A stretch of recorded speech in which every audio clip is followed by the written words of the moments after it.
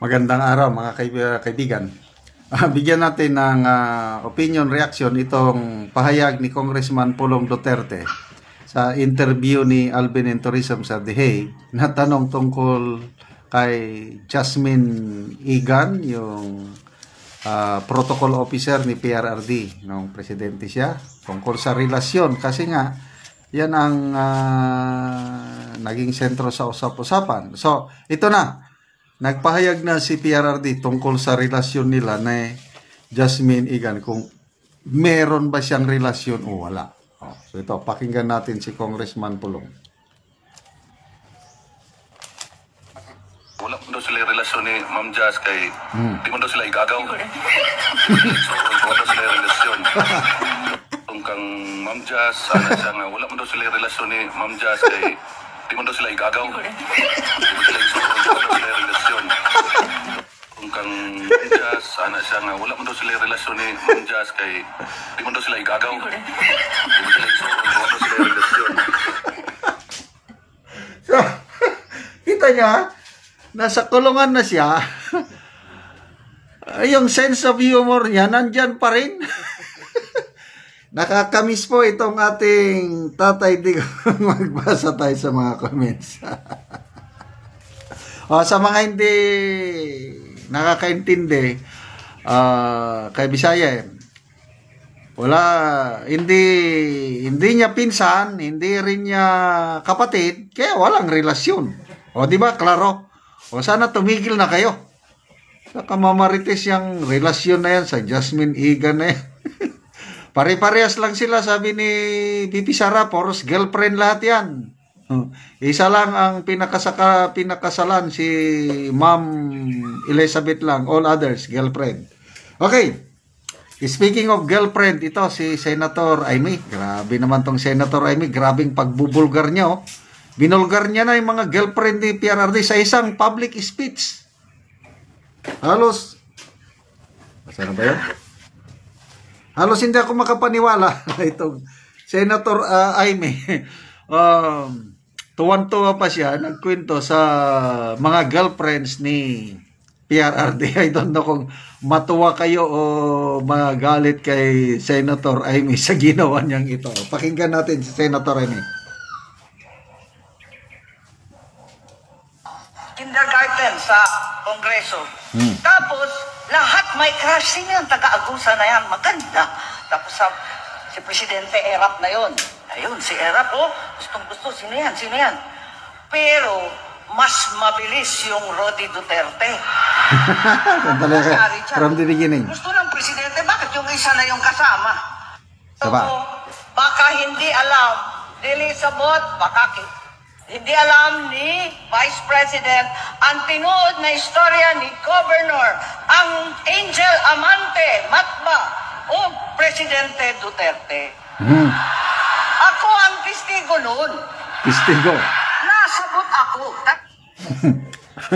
Yan, Governor, dati Congresswoman Angel Amante, doon sila nagkakilala ni Congressman Rodi Duterte. Nandyan din testigo si Congresswoman Amy Marcos. Ito, hindi na ito marites. Talagang sinabi na ng katotohanan ni Senator Amy, at narinig ko rin si BP Sara nagbanggit tungkol dyan kay Angel Amante. Kami nga mga congressman, sabay-sabay kami mga congressman noon. Andyan, Congressman Angel, Congressman Rodi, Congressman Amy. Tulungan kami. Sabay-sabay kami, mga freshman yata kami lahat, mga novato ba, kindergarten sa Kongreso. Tapos, lahat may crush. Sino yung taga-agusa na yan? Maganda. Tapos si Presidente Erap na yon. Ayun, si Erap, gustong-gusto. Sino yan? Sino yan? Pero, mas mabilis yung Rodi Duterte. Sabi ko, nangyari dyan? Gusto ng Presidente, bakit yung isa na yung kasama? Kita ko, si Angel, kasama ni Rodi. Ano na yan? Tapos, chismis-chismis ka na. Tapos, 2 buwan na nakalipas, sana liwat. Sabi ko, sino yan? Ay, isang buang-buang, maganda, taga-media. Kasama na naman ni Duterte. Sabi ko, lintik na. Two-timing cheater ini. Okay. Next time na naman. Nagwawala. Nasa entablado. Si Rudy Duterte na liwat. Congressman Duterte slams the Americans. Sabi ko, anong problema niya? Waray visa? Diri hinatagan ng Amerikano kay may na girlfriend na liwat. Nurse sa Amerika. Ano? Sabi ko, three-timing cheater? So one fine day, my good Governor Angel Amante tinawag ang congressman galing Davao City, sinuntok sa tiyan at sinabi sa wakas, Taksil, layuan mo ako. Okay ba? Tama ba? Tama ba, Angel? O, tawa-tawa kay Tinood. O, pinasabot na ka mo. Yan ang hindi yan marites. Testigo mo na ko niyan. The Philippine, it's a real joy to be with you. Oh, so, yan po ang ating Tatay Digong. That's who he is. So, tanggapin na lang natin at pabayaan na lang natin yung buhay niya. Wag na natin ano. Anyway, wala silang relasyon. Di wala. Tapos, sinabi rin ni Congressman Pulong Duterte na pag makalabas na si Tatay Digong puhon, pag makalabas puhon, puhon yung by God's grace, wala na siyang mauwing bahay dahil ibinenta na daw yung greenhouse. Sabi ni Congressman Pulong, sabi daw ng nanay niya, si Ma'am Elizabeth, uuwi daw si Tatay Digong sa bahay ni Ma'am Elizabeth. Wow! Balik sa original.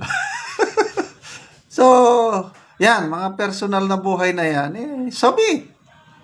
Pabayaan na lang natin yung ganyan. Basta importante is, masaya ang ating Tatay Digong.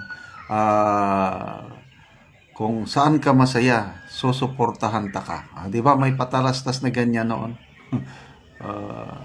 So, patuloy po natin pagdarasal sa ating Tatay Digong, yung kanyang health, ang kanyang kondisyon sa loob ng ICC, at sana ma-approve ang kanyang petition for interim release. Okay, salamat mga kaibigan sa inyong pagsubaybay sa ating channel. Nakakatulong kayo ng maigi sa Tribong Talaandig ng Bukidnon dahil ang sweldo natin sa channel na ito, pantulong sa tribo, namimigay tayo ng livelihood assistance